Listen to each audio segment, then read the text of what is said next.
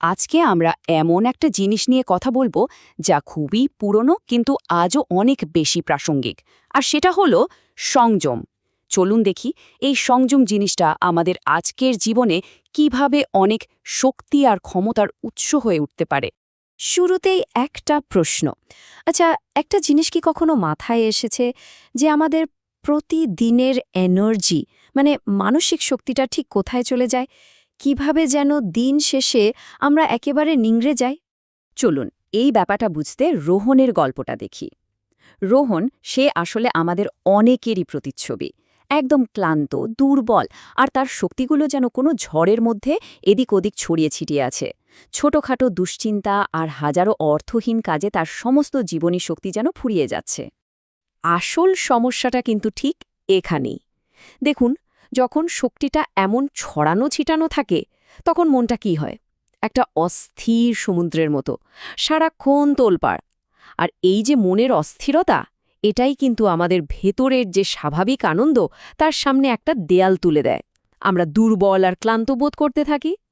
তাহলে এর সমাধানটা কি? এখানেই আসছে সংযমের মহামন্ত্র। এটা অনেকটা একটা আলোকবর্তিকার মতো, যা ১৯৭৪ সালের একটা বার্তা থেকে পাওয়া। আসুন দেখি এই মশাল আমাদের পথ কিভাবে আলোকিত করতে পারে। প্রথমে একটা জিনিস পরিষ্কার করে নেওয়া দরকার।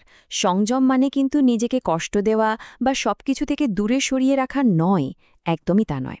বরং যুগঋষির শিক্ষা অনুযায়ী এটা হলো একটা স্মার্ট এনার্জি ম্যানেজমেন্ট, মানে ছোটখাটো বা অপ্রয়োজনীয় কাজ থেকে নিজের শক্তিকে সরিয়ে এনে বড় এবং গঠনমূলক কোনো লক্ষ্যে কাজে লাগানো। এই উপমাটা একবার ভাবুন তো, অসাধারণ, যেন আকাশ থেকে একটা সোনার মশাল নেমে এলো। এই সংযমের মশালটাই আমাদের ছড়িয়ে থাকা সমস্ত শক্তিকে টেনে এনে এক জায়গায় ফোকাস করে।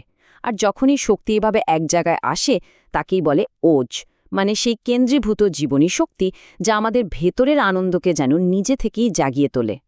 চলুন এবার সেই মূল শিক্ষাটার দিকে নজর দেয়া যাক। কয়েক দশক পুরনো কথা, কিন্তু শুনলে মনে হবে যেন আজকের দিনের জন্যই বলা। এটা এক গভীর জ্ঞানের ভাণ্ডার যা আমাদের পথ দেখাতে পারে।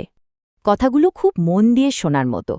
পরম পূজ্য গুরুদেব পণ্ডিত শ্রীরাম শর্মা আচার্যজি বলেছেন, সংযমই হচ্ছে আসল তপস্যা। এটাই মানুষকে তেজস্বী আর সামর্থ্যবান করে তোলে। আর সবচেয়ে জরুরি কথাটা কি, যে নিজের শক্তিকে ভালো গঠনমূলক কাজে লাগায় তাকে পৃথিবীর কোনো শক্তিই আটকাতে পারে না। ভাবা যায়? তো প্রশ্ন আসতেই পারে যে এই সংযমের অভ্যাসটা ঠিক কোথায় করতে হবে। উত্তরটা খুব সহজ।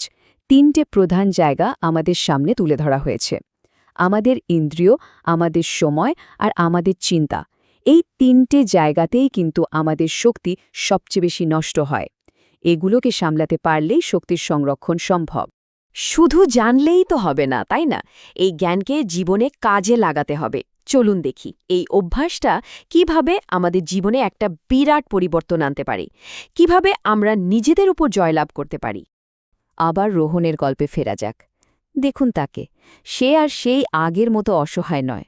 ঝড়ের মধ্যে দিকবিদিক জ্ঞান শূন্য হয়ে নেই। সংযমের মশাল তার শক্তিকে এক করেছে, আর সেই কেন্দ্রীভূত আলোর মধ্যে সে এখন কি শান্ত, কি শক্তিশালী। আসলে এটাই আমাদের আসল স্বভাব, নিজের শক্তিকে এক করে তাকে সঠিক পথে চালনা করা। তাহলে পুরো ব্যাপারটাকে যদি ধাপে ধাপে দেখি, কি করতে হবে? প্রথমত, শক্তিকে বাঁচাতে হবে, ছড়াতে দেওয়া যাবে না। দ্বিতীয়ত, এর ফলটা উপভোগ করতে হবে, তেজ বাড়বে, সিদ্ধান্ত নেওয়ার ক্ষমতাও বেড়ে যাবে। তৃতীয়ত, এটা বুঝতে হবে যে শক্তি এক জায়গায় থাকলেই আনন্দটা খুব স্বাভাবিকভাবেই আসে, এর জন্য আলাদা করে চেষ্টা করতে হয় না। আর সবশেষে একটা দৃঢ় প্রতিজ্ঞা করতে হবে যে নিজের সময় আর চিন্তাকে বুঝে শুনে ব্যবহার করতে হবে। তাহলে শেষ কথাটা কি? খুব সহজ আর খুব শক্তিশালী। তুচ্ছ অপ্রয়োজনীয় বিষয়ে শক্তি নষ্ট করা বন্ধ করতে হবে। নিজের শক্তিকে এক করে কোনো অর্থপূর্ণ লক্ষ্যের দিকে নিয়ে যেতে হবে। সংযমী হতে হবে, আর তাতেই শক্তিশালী হওয়া যাবে। এই পুরো আলোচনাটার শেষে একটা প্রশ্ন রেখে যাই। এই যে এত কথা হলো শক্তি নিয়ে, আজ নিজের শক্তিকে ঠিক কোথায় বিনিয়োগ করতে চান? উত্তরটা কিন্তু আমাদের নিজেদেরই খুঁজে বের করতে হবে।